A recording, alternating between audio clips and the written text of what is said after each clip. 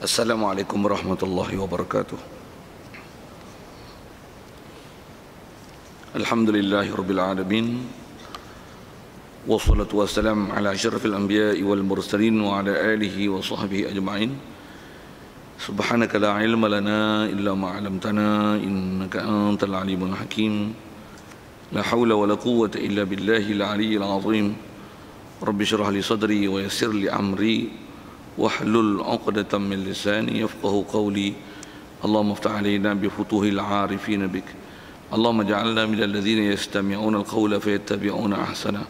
Allahumma 'allimna mimma jahilna wa anfa'na bima 'allamtana wa zidna 'ilman nafi'an ya rabbal alamin. Qala Syekh Musannif rahimahullah ta'ala wa nafa'na bihi wa bi 'ulumihi fid dharain amin. Kitab Arab ni kita di muka surat 40, 1/3 daripada muka surat tersebut. Kata musannif rahimahullah ta'ala, wa ammal ajalatu fa innaha al-ma'na ar-ratibu fil qalbi al-ba'ithu 'ala al-iqdami 'ala al-amri bi awwali khatirin duna tawaqqufi fihi wal istitla'i minhu bal isti'jalu bittiba'ihi wal 'amali bihi wa ضدها al-anatu wa huwa al-ma'na ar-ratibu 'ala al-qalbi al-ba'ithu 'ala al-ihtiyati fil umuri wan nazari fiha wa ta'anni fi ittiba'iha wal 'amali biha. Itu. Oh.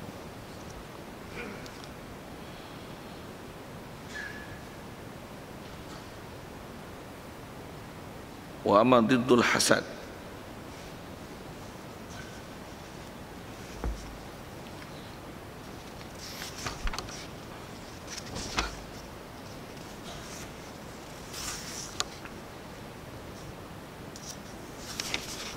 Oh, sini. Wa amma diddul hasadi fan nasihatu wa hiya iradatu. Rasa baca dah tu. Situ lah.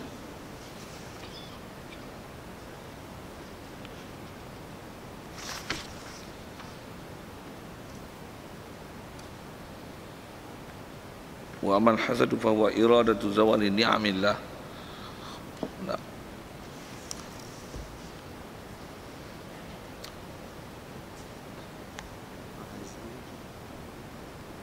Okay.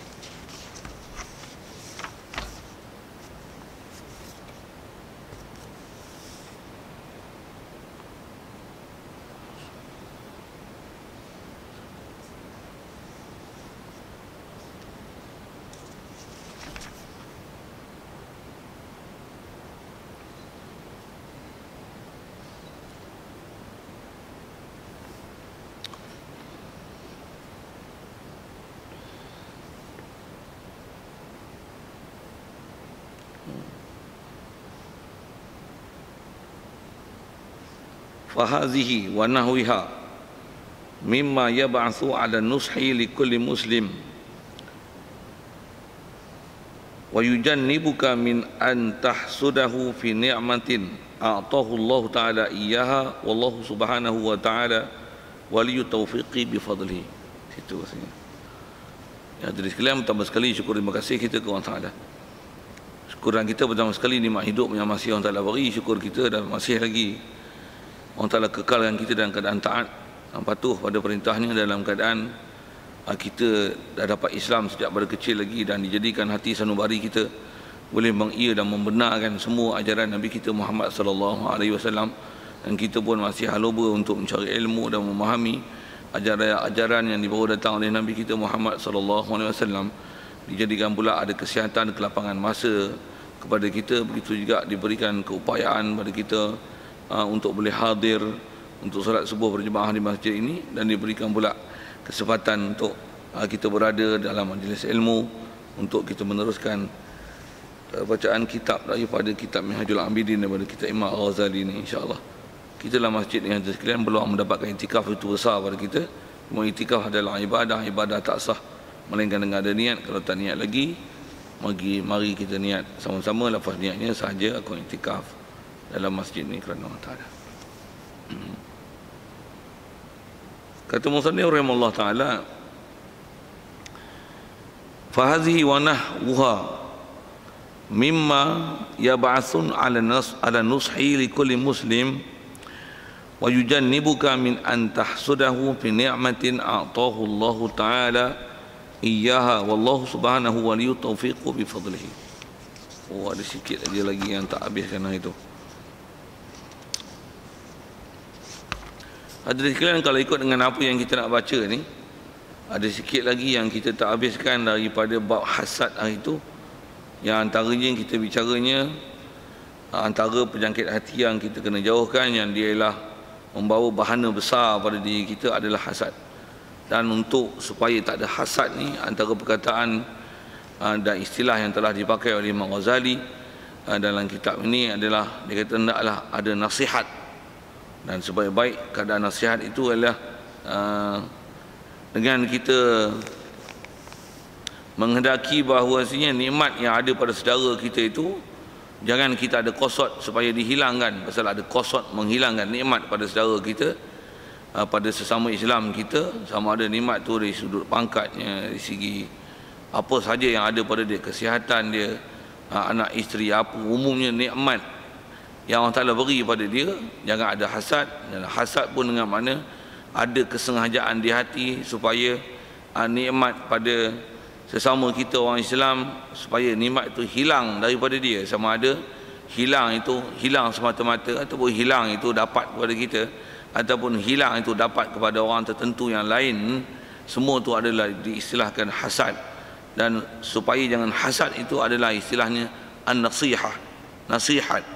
Nasihat dengan mana kita ada kesengajaan hati supaya nikmat itu masih kekal pada dia, tapi digunakan pada tempat yang betul. Dan kita ada kehendaki, ada perasaan supaya apa nikmat yang kalau mungkin disalah guna, dengan sebab itu kita tak suka pada dia, bukan kita kosotkan supaya nikmat itu hilang, tapi kita kekalkan, biarkan nikmat itu ada pada dia, cuma kita nasihatkan dia, beri tunjuk ajar pada dia supaya nikmat yang dia salah guna, yang kita tak suka pada dia tu supaya digunakan apa lagi, ditadbir, diurus tepat macam mana dengan kehendak syarak. Kalau ikut apa yang kita bicara dulu begitu. Dan sedikit antara yang terakhir kita bicara itu adalah tentang, dia kata adapun nasihat yang sebaik-baik yang kalau boleh yang mesti ada pada diri kita, supaya itu adalah jadi pendinding, jadi tembok supaya kita boleh jauhkan diri kita daripada hasad, adalah kita fikirkan bahawasanya kalau kita ada perasaan hasad yang kita ada kehendaki dan kesengajaan di hati, nikmat yang ada pada saudara kita tu supaya dia hilang, supaya dia tak ada, siapalah kita, dia suruh kita fikir yang itu, siapakah kita untuk supaya nikmat yang ada pada dia itu hilang, sedangkan nikmat yang saudara kita dapat itu adalah daripada pemberian Allah, Allah yang kurnia pada dia, Allah yang nak beri pada dia. Kita pula pandai-pandai nak memberikan, nak ada kesengajaan hati supaya nikmat itu hilang pada dia. Jadi itulah antara yang disebut, yang ni yang kita nak sambung. Dia kata fahazihi wa nahwuha mimma yab'asu 'ala nushi li kulli muslim. Ini kata dia, perkataan dia yang kita fikirkan bahawasanya nikmat yang Allah Ta'ala beri ini adalah Allah yang beri. Jadi jangan ada kesengajaan pada kita untuk kita hilangkan nikmat itu pada dia. Cuma biarkan ada dalam hati kita supaya kehendak kita bukan nikmat itu hilang, tapi kehendak kita adalah supaya dia jadi baik, betulkan keadaan dia, nasihatkan dia dengan mana supaya kita keluarkan perkataan daripada mulut kita, jumpa dia elok-elok dan berikan tunjuk ajar pada dia supaya dia boleh kembali taat pada perintah Allah Ta'ala. Jadi kata dia, perkataan yang seumpama ini, wa nahwa, dan seumpamanya ila mimma yab'atsu 'ala nushi li kulli muslim, ialah sebahagian daripada perkara yang dia boleh membangkitkan untuk kita ni boleh ada perasaan untuk menasihat li kulli muslim, bagi setiap orang Islam. Jadi ayat yang kita baca tu bersambungnya dengan pelajaran hari tu macam tu. Baik. Wa yujannibuka min an tahsudahu fi ni'matin atahu Allah Taala iyyaha. Dan dengan kita memikirkan bahawasanya nikmat yang ada pada saudara kita tu, kita bukan nak bagi hilang, tapi kita nak supaya dia tadbir, diurus, digunakan, dia belanjakan pada tempat yang betul, supaya dia boleh taat kepada Allah Ta'ala. Dan kalau boleh dia taat, dan kita pula haloba nak boleh taat macam mana dia taat, kita pun nak taat. Yang ada istilahnya ghibtah, kita pernah jumpa hari itu. Kita pun nak ada kehalobaan macam mana dia boleh taat, dia boleh gunakan harta benda dia untuk taat pada Allah Ta'ala. Semuanya dengan perasaan macam ni, kata dia, wajudan nibuka, perasaan macam ni boleh menjauhkan engkau min antah sudahu, menjauhkan engkau daripada bahawa engkau menghasadkan saudara engkau fi ni'matin, pada satu nikmat atahu Allah Ta'ala iyyaha, yang Allah Ta'ala telah berikan saudara engkau tu akan nikmat tersebut kepada dia. Wallahu subhanahu waliyut taufiq bi fadlihi. Dan kata dia, Allah lah sebenarnya dalam bab ini memberikan keupayaan untuk boleh taat pada perintah dia, dan Allah Ta'ala beri semua itu dengan limpah kurnia dia. Jadi harapan kita, dan Imam Ghazali dia sebut kata Allah pemberi taufik itu dengan makna harapan dia supaya Allah Ta'ala kurniakan keupayaan kita boleh taat patuh pada perintah dia itu, khususnya dengan bab kita duk bicara ni, bab hasad ni, supaya hasad tu tak ada pada kita. Jadi jangan ada kita istilah hasad dengan makna ada kesengajaan di hati, ada niat di hati supaya nikmat yang kita lihat di sekeliling kita, ada pada sesama Islam kita, supaya nikmat tu hilang pada dia. Bahkan biarlah dalam hati kita ni ada perasaan supaya nikmat tu tetap kekal. Jangan ada apa-apa supaya nikmat tu dihilangkan, tapi biarlah ada dalam hati kita supaya ada perasaan nasihat, dengan mana kita menghendaki supaya dia boleh balik pada ikut perintah Allah Ta'ala. Kalau ada nikmat-nikmat yang ada pada dia, supaya nikmat itu dibelanjakan di tempat yang sepatutnya.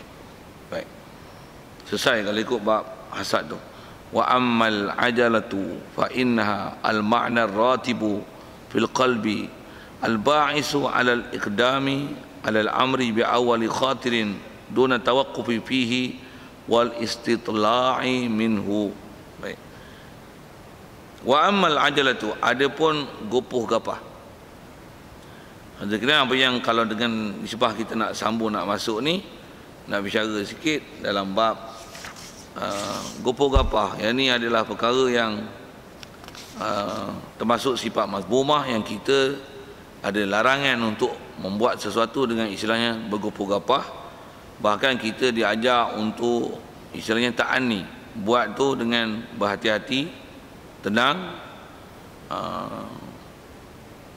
Dengan kita buat apa nak sebut dengan bahasa lain, buat dengan tenang, berhati-hati, cermat. Jadi kita tak buat tu dengan kalau bahasa kampungan sikit, somborono, bunyi Jawa lah sikit, somborono, aci qadah aja. Tu kalau bahasa mudah yang kita disebut al-ajalah adalah gopoh gapah. Jadi dia sebut ni kerana ada yang bicara kita lepas, kita disuruh buat sesuatu itu adalah dengan berlambatan, cermat dan berhati-hati. Baik. Wa ammal ajalatu fa innaha al ma'na ratibu fil qalbi, dialah al ma'na al ba'ithu 'ala al iqdami 'ala al amri bi awali khatirin. Baik. Mula-mula sekali dia nak sebut dan nak berikan pengertian gopoh gapah ni. Asal kita dari sudut kaedah bertindak dengan apa yang ada dalam lintasan di hati, kita dilarang ataupun ada larangan yang kita kalau ada apa-apa saja lintasan, jangan terus segera buat apa lintasan hati tersebut. Bahkan kalau nak buat, dia suruh kita fikir, renung, nilaikan dia dengan hukum syarak. Kalau memang tepat betul, carry on. Macam tu kot bahasa mudah. Kalau benda tu salah, tinggalkan. Jadi dia nak sebut tak kata jangan kelang kabut, gopoh gapah. Jadi apa-apa urusan, lihat dulu apa urusan tu, timbang dengan hukum syarak. Kalau tepat, jalan. Dan ada bab nanti rasanya dia akan sebut yang tu memang disuruh kita cepat-cepat dan segerakan dia. Kalau buat mudah, antaranya rasa kita pernah sebut sekali lalu dulu, kalau macam dengar azan masuk waktu, jadi terbalik sebut tu, masuk waktu azan, dengar azan masuk waktu, maksudnya dengar azan tu masuk waktu lah, boleh ikut dengan tambah bahasa gitu. Buat apa? Jangan cerita banyak, ambil kunci motor, pakaian pergi siap masjid. Tak payah fikir banyak. Alamak tak makan nasi lagi, alamak kereta tak apalah, tak tukar minyak hitam lagi, tak reti kan hal tu. Pasal hal tu memang ada bab yang tu disuruh kita bersegera dan buat cepat-cepat, jangan dilengahkan. Ada beberapa perkara, rasanya saya ingat ada 3 perkara yang memang yang tu disuruh kita gopoh gapah kan, kalau nak guna bahasa gopoh gapah tu, ataupun yang tu tak payah fikir banyak, azan di masjid. Satu. Yang keduanya ialah kalau ada mayat mati, macam mana? Uruskan, kebumikan secepat mungkin. Jangan tunggu sampai kawan-kawan mana London, Afrika, Amerika baru nak balik. Mati, habis mati pun selesai, mati lah tu. Kalau baik-baik lah tu, kalau celaka lah tu. Lepas tu kalau ada anak dara, dah sampai ni, tak payah nanti orang Minang, tak ada orang Minang pun, cari pasangan tu, kahwin kan. Mudahkan isi kahwin dia, cari yang siapa kufu dengan dia, jalan. Jangan tunggu sampai umur 40-50 jadi andar tu. Boleh bahasa gitu. Pasal bab-bab ni bahaya kan? Ni bahaya. Okey, siap. Yang tu yang disuruh kita segera. Ada pun bab-bab lain, ada disuruh kita timbang, dan istilahnya jangan ada ajalah. Baik, kalau gitu ajalah ni apa? Al-ajalah kata dia, fa innaha al-ajalah, yang bahasa mudah kita sebut gopoh gapah ni. Gopoh gapah mana yang dibenarkan? Bahkan kalau sebut awal-awal, antara gopoh gapah yang memang ada larangan tu ialah kita main lambat. Tok Imam takbiratul ihram dah, gaya pun macam nak rokok je. Kita pun macam mana? Hak tu pun ada larangan.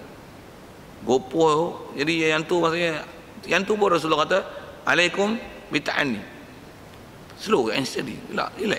Kalau nak kejar takbiratul ihram macam mana? Mewah. Bagus. Ya. Mewah. Bukan berlari, bukan berkejar. Dah lambat, relax. Kalau berkejar pun nanti apa jadi? Kita kalau tuan-tuan pernah buat tu, rasakan diri sendiri. Betul? Betul? Betul. Tambah pula masjid kita ni nak naik tangga lagi.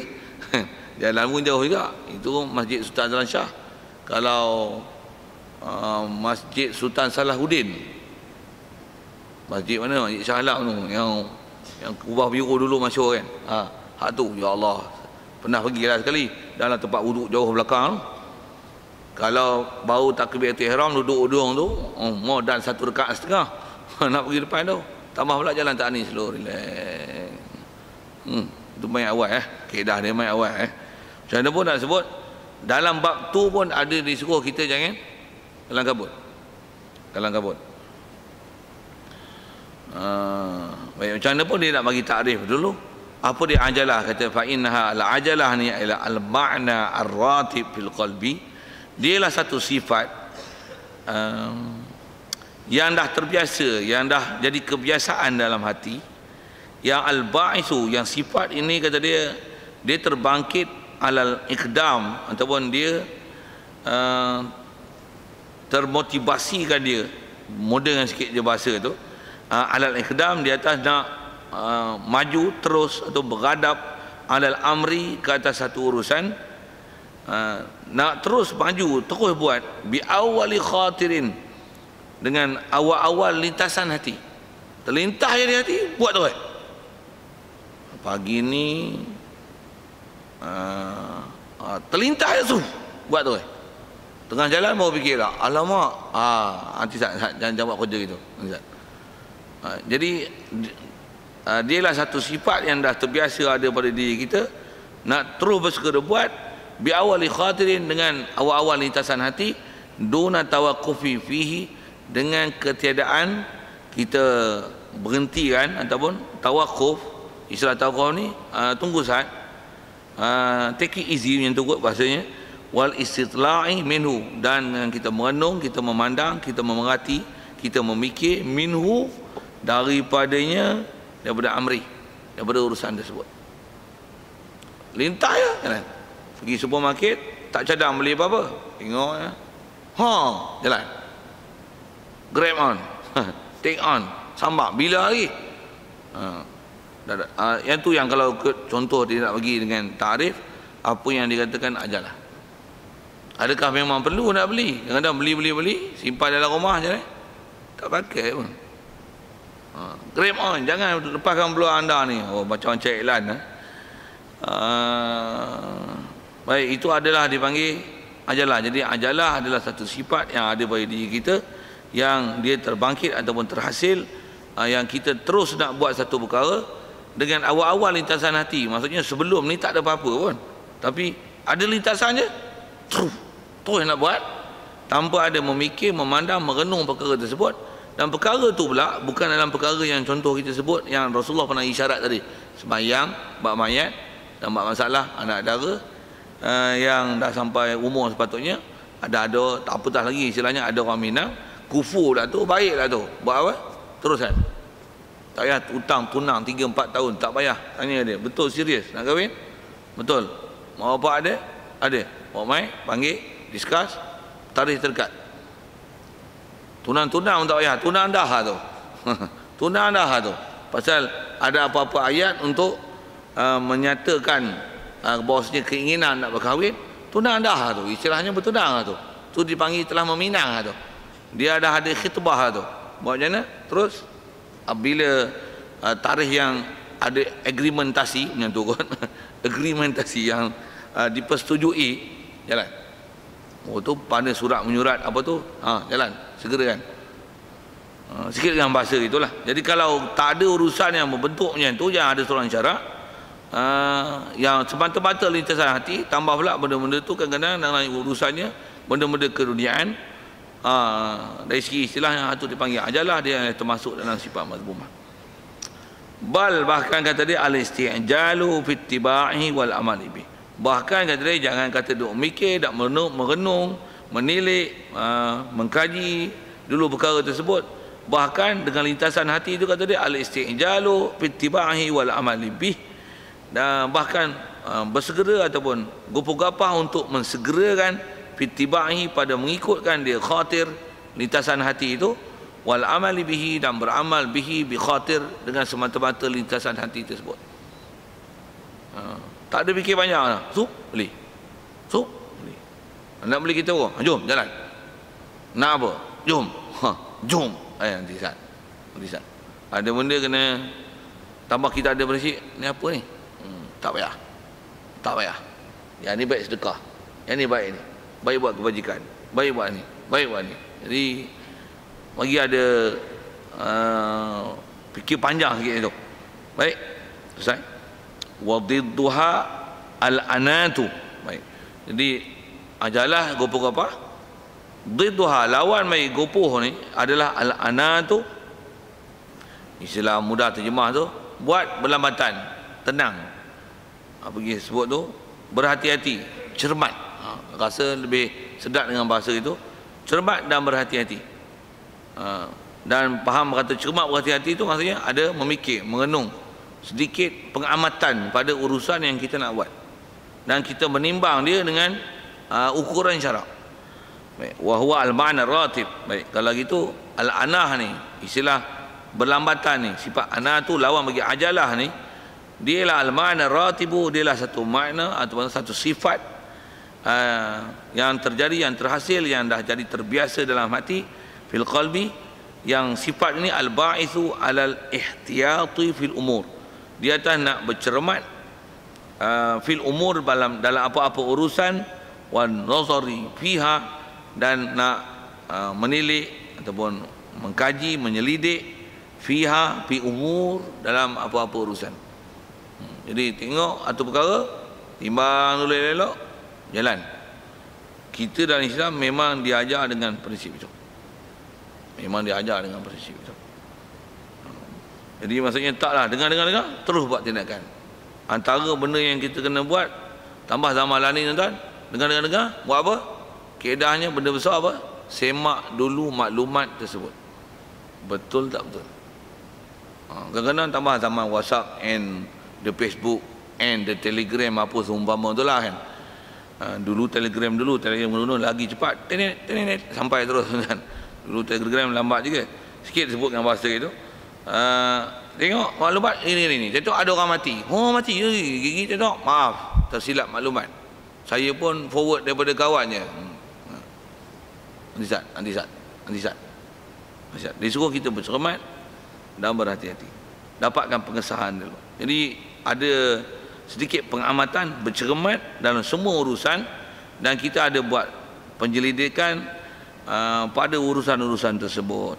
Wa ta'anni fit tibahi wal amali biha, dan pula bila buat pula wa ta'anni dan tenang, apa dia sebut,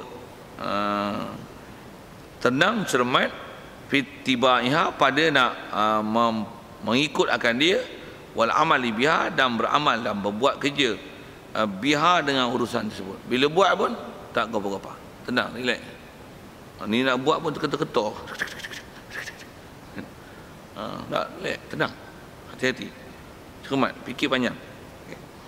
Wa amma tawaqqufu wa didduha at-ta'assufu qala syekhuna. Baik, yang asal dia nak bicara adalah ajalah dan anah, maksudnya gopah-gopah dan tenang. Satu lagi istilah dia nak cerita kita, kata dia wa ammat tawaqqufu fadidduha at-ta'assufu qala syekhuna rahimallahu taala al-farqu baina at-tawaqqufi wa ta'anni anna at-tawaqqufa qabla ad-dukhuli fil amri hatta yastabina lahu rushduhu, wa ta'anni adalah ba'da ad-dukhul fi hatta yuaddiya li kulli juz'in minhu haqqahu. Yang ni dia sebut satu istilah yang namanya tawakuf. Asal disebut tadi adalah perkataan anah ataupun dengan yang terdekat disebut ta'anni, sikit dengan bahasa Arab sikit. Dia nak bahas istilah sikit tu. Jadi kalau ajalah gopah-gopah, antara gopah-gopah tu buat benda baik. Kalau contoh mai semayang tadi, azan pergi semayang. Waktu lambat sikit bekerja. Tu pun istilah gopah-gopah. Pasal apa? Itu namanya ajalah. Kita tak disuruh ajalah, kita disuruh ta'anni. Baik, ta'anni itu tadi adalah kita bercermat, merenung dan untuk membuat satu perkara, itu satu hal.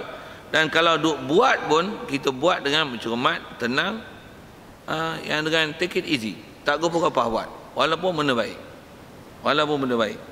buat dengan tenang. Baik, ada satu istilah yang dia sebut ni ialah at-tawaqquf. Senang terjemah tu, kalau asal terjemah tawakuf maksudnya terhenti ataupun break, ataupun bunyi macam ni break macam tu kan. Pasal perkataan tawakuf daripada waqaf. Waqaf mana berhenti maksudnya kita pause tak, bofilah bahasa pause, break. Adapun tawakuf fadidduhu at-ta'assuf, lawan bagi tawakuf adalah ta'assuf, dengan makna